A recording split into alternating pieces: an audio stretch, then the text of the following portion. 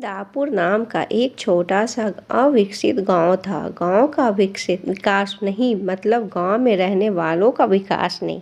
इस गांव में कुछ 3-4 परिवार थे जो थोड़े बहुत खानदानी थे। बाकी सब मेहनत मजूरी करके अपना जीवन गुजारते थे। इसी गांव में दीना नाम की एक विधवा औरत रहती थी। रहने के लिए छोटा सा घर था। 2 बच्चे थे, शायद एक 5 साल का और दूसरा 3 साल का होगा। दीना का पति बहुत मेहनती था।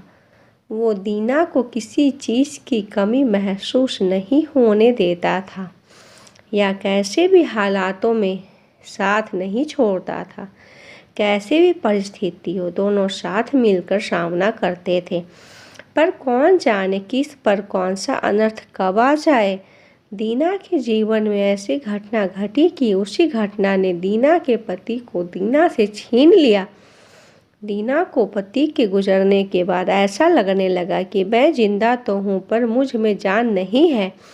परिवार चलाने के लिए अब दूसरा कोई नहीं था सिवाय दीना के। इसलिए कैसे भी करके दीना ने अपने बच्चों के खातिर खुद को उस दुख से अलग किया।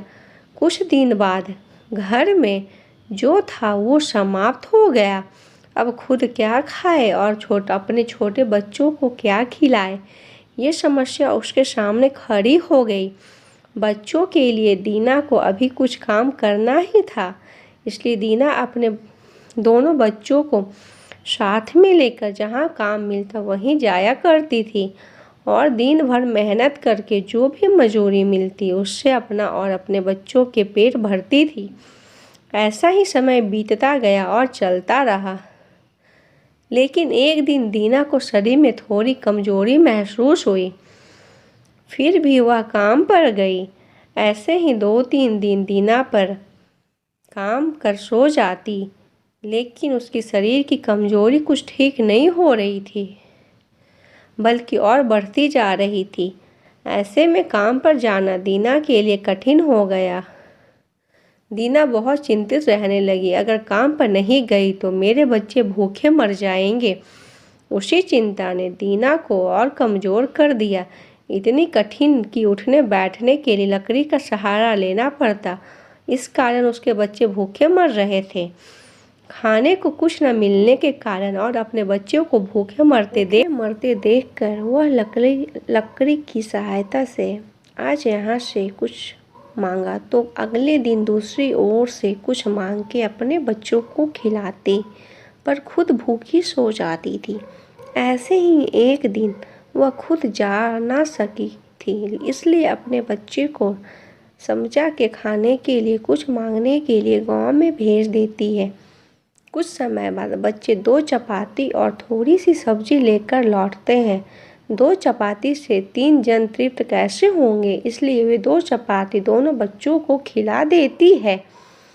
वह बरसात का समय था। बिजली न होने के कारण घर में अंधेरा छाया हुआ था। अंधेरे में ही वह अपने बच्चों को एक कमरे में सुला देती है और वह दूसरे कमरे में जाकर सो जाती है। रात को तेज बारिश होती है और बिजलियां जोर से कड़कती है। दीना को थोड़ी आराम मिलती है, इसलिए वह गहरी नींद में पड़ जाती है। ऐसे में दीना को एक सपना दिखाई देता है। वह एकदम तंदुरुस्त हो गई है, काम पर जाती है। वह सोचती है अपने बच्चे को काफ़ी समय से अच्छा नहीं खिलाया नहीं, इसलिए वह अपने बच्चों के लिए स्वादिष्ट खाना बनाती है। बाद में अपने बच्चे और वह साथ में बैठकर खाना खाकर सो जाते हैं। आगे सपने में दीना ने देखा उसके बच्चे जिस कमरे में सोए हुए थे उस कमरे का छत गिरकर उनके दोनों बच्चे मर जाते हैं। सपने में से दीना एकदम उठकर खड़ी हो जाती है, जान में जान आ जाती है और अंधेरे में ही अपने बच्चों के कमरे की ओर चल पड़ती है। कमरे में जाकर अपने बच्चों को देखकर दीना चैन की सांस लेती है। उसी समय दीना को शरीर में ज़्यादा कमजोरी महसूस होती है, जिससे वह नीचे गिर जाती है और फिर वहां से उठ नहीं पाती है। चैन की सांस दीना की सांस ले लेती है।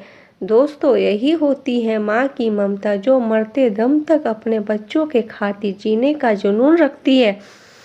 यह छोटी सी कहानी आपको कैसी लगी अपने विचारों में हमें ज़रूर बताएं और हो सके तो हमारे चैनल को सब्सक्राइब ज़रूर करें।